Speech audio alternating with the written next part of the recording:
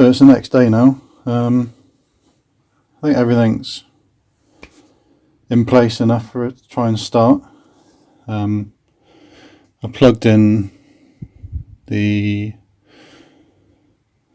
valve, so hopefully I'm going to be able to see what the fuel pressure is like. Hopefully just me taking it apart and putting it back together, I've fixed something that I didn't realise I'd done wrong in the first place, but I'm not that optimistic, to be honest.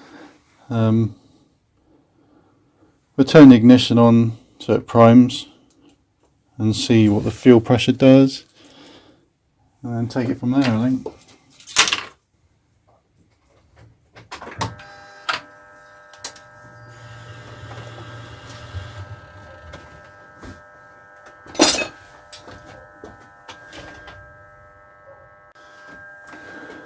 So we're showing 53 psi, which I think is pretty good.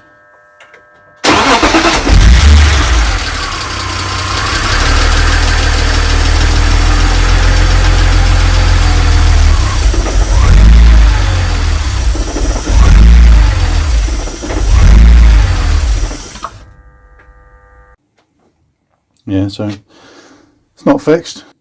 So I think we can rule out the fuel, because there's plenty of fuel pressure. Don't know, this is the idle valve.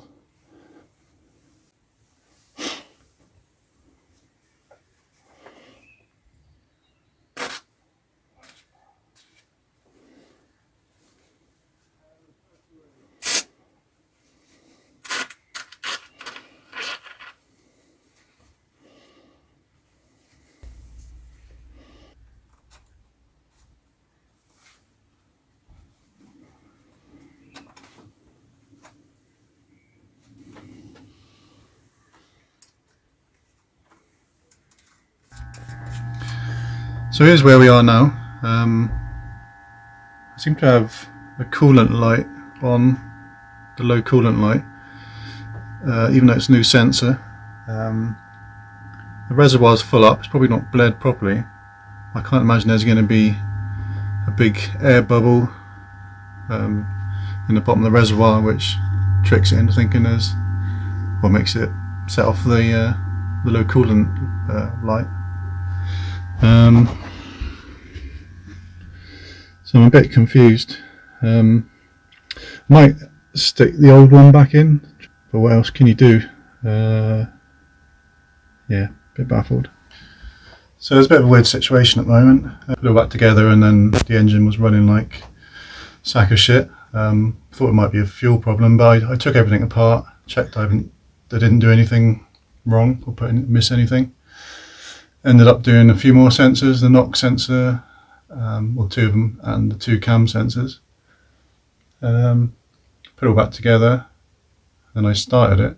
Ran away for about 10 seconds and then started trying to cut out, but I sort of held the revs about 2000 RPM, and it seemed to settle then. There's a tiny bit of fluctuation in the idle, but then I kind of stopped then because I was smoking myself out in the garage. But I'm still getting a coolant light sensor, the coolant light, low coolant light warning on.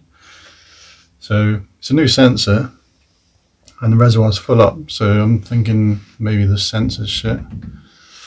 So I might put the old one back in, but then I've noticed I must have some kind of coolant leak up at the top of the reservoir.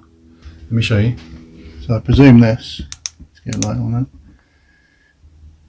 So you see a little couple of puddles on top of the expansion tank. So I think that must be from, like I was just saying when I ran it the other day, it's just collected there, so I can't see where it's come from because wherever it's come from is dried up. So what I might do, might dry it off and then maybe start it for a few seconds. I'll try it without first, just the heater system on, and see if it leaks some more out. If not, I might have to start it for a few seconds, because I might have to replace the top hose, because it's a new cap, new expansion tank, so hopefully those aren't leaking. We never know, do we? So I'm hoping this leak from under here is just me being a tool and not seating this properly. I thought it had a seal missing at first, but I think there's a tiny little one built in.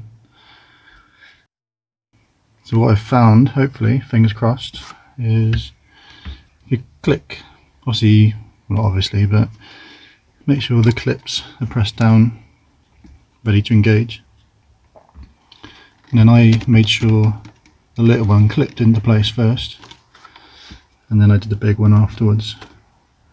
So hopefully they're seated properly now. So I'm thinking the coolant sensor, I bought a new one which goes underneath the bottom of the expansion tank. I don't think it's working because the light's always on, even if the expansion tank's full up, and I've been trying to bleed it. So rather than carry on bleeding, I'm going to put the old one back in. Don't know whether just sort of some crappy new one.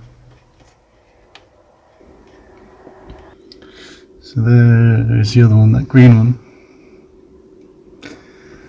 So I'll just unplug the connector. Okay, so I was completely wrong about the sensor in regards to it actually being submerged in liquid when it's in there.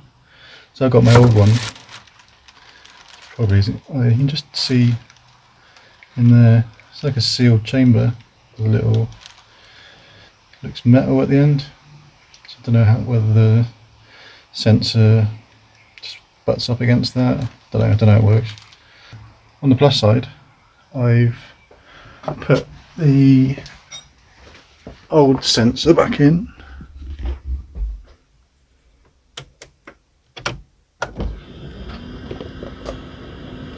And now the coolant warning's gone. So that's good. I think my next line of attack with the actual engine is the idle valve. Might get a new one because they're pretty cheap. Engine runs fine if I hold my foot on the gas. About 2000 RPM, it's pretty steady. But as soon as I take my foot off, it just tries to idle and just cuts out. So hopefully it's the idle valve. If it's not, then I've no idea because there's no error codes. So next thing I'm going to try is taking the idle control valve off, and I'm going to give it a clean. I've been watching a few things online. People seem to be shaking them, and then to hear if the valve inside is moving freely, whether it's gunked up.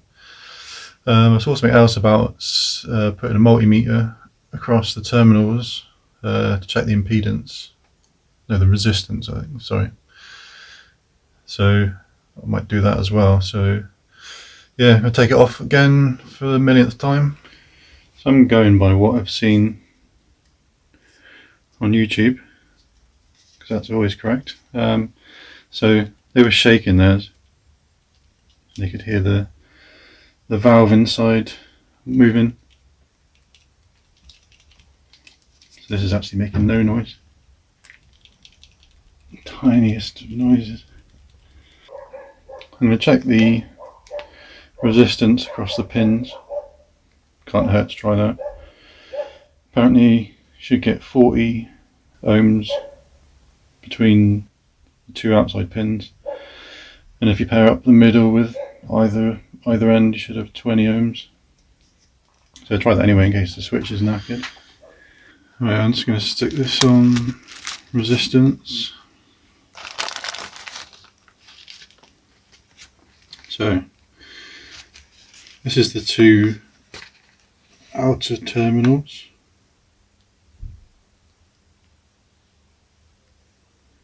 So 21, between 21 and a half and 22 ohms.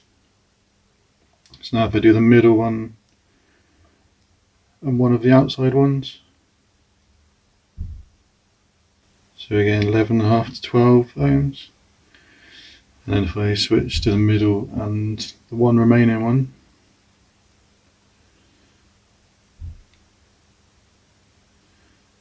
ten and a half to 11. So I was reading a thread about a guy who had the same sort of readings as me. So we bought a new one, and then the new one had the same readings again. So I think I'm just going to clean it.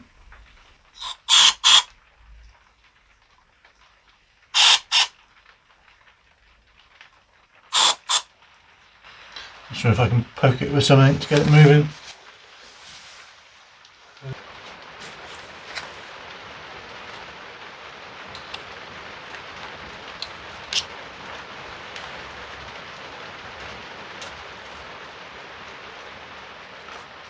I think I just freed it up. There we go. Might put a bit of lubricant in there.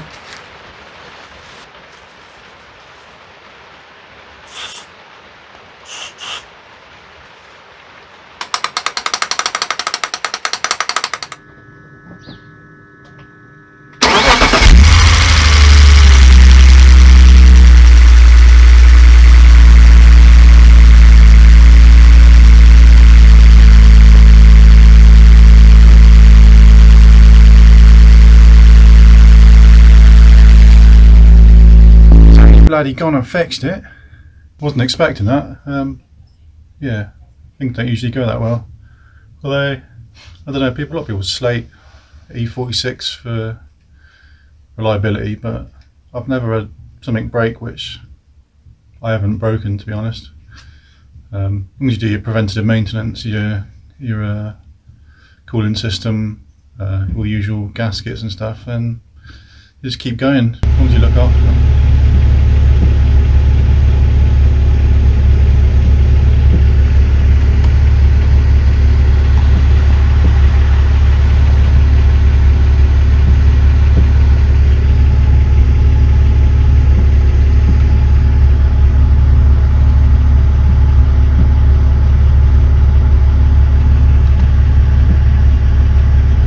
This is all back together now. Not going to bother with there goes my head. Not going to bother with the covers. It's easier to get to stuff like that. Even clean the garage a bit. The first.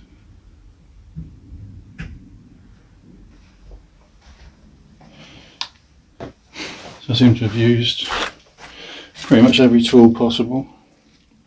We'll sort them out tomorrow, shall we? Can't fault this light. Can't remember, it's only about 20 quid off eBay or Amazon. Gives you really good light for working on the car. So I think I'll have to take it for a little spin. I've bled the coolant again.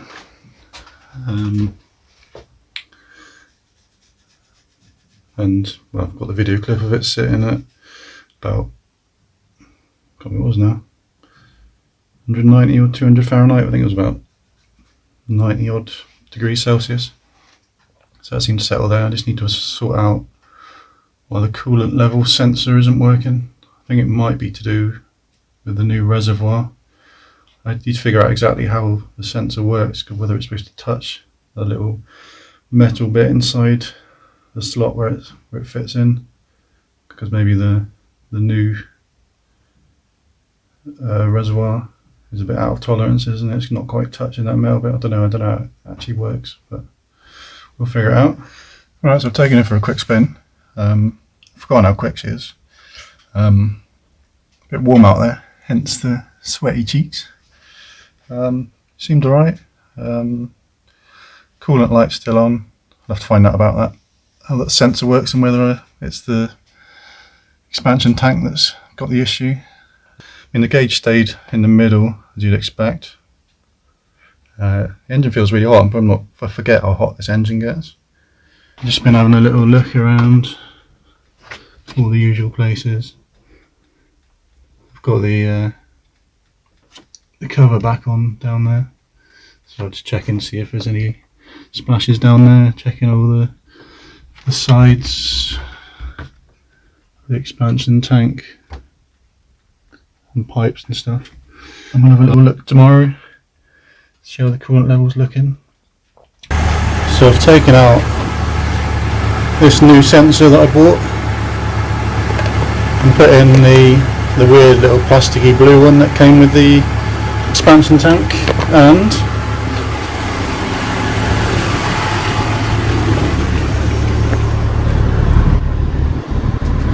Bob your uncle. Coolant light is now gone. It's blowing hot air, so I'm thinking hopefully it's bled correctly. So apologies for that turning into like 9 episodes. I can't believe that. Anyway, thanks for sticking through it. Got some good stuff to come. We're going to be doing new 0 to 60. Now I can smash that red line and I should be able to actually hit 60 in second gear. And some more track days. We've got some suspension upgrades. I've actually got a new car coming, not to replace the Beamer, but to replace my daily, so that's exciting. Thanks for watching, please like and subscribe, and I'll see you on the next one. Cheers.